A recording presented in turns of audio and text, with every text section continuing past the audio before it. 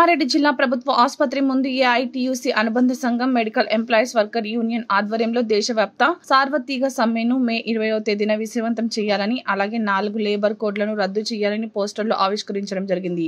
ఈ సందర్భంగా medical employees worker union AITUC జిల్లా గౌరవ అధ్యక్షులు ఎల్ దశరథ్, జిల్లా ప్రధాన కార్యదర్శి పి బాలరాజు మాట్లాడారు.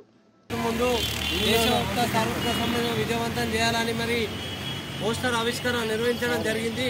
ఈ సందర్భంగా మరి 4 లేబర్ కోడ్లను వెంటనే రద్దు చేయాలని చెప్పి మరి ఇప్పుడు అడుగుతా ఉన్నాము. కేంద్ర ప్రభుత్వానికి ఒక దిక్కు కాంట్రాక్ట్ అవుట్సోర్సింగ్ విధానాన్ని కొనసాగిస్తూ మరో ప్రక్క పని భారానికి కనీస వేతనం ఇవ్వాలని చెప్పి కేంద్ర ప్రభుత్వాన్ని అడుగుతా ఉన్నా కూడా కొట్టినట్టు కూడా వ్యవహరిస్తలేని పరిస్థితి కనబడతా ఉన్నది.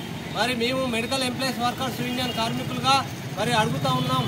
సమాన పనికి సమాన వేతనం కావాలా, సుప్రీంకోర్టు జియో ప్రకారం కనీస వేతనాలు ఇవ్వాలా, అదేవిధంగా 18వ జియో ప్రకారం కనీస వేతనాలు ఇవ్వాలా.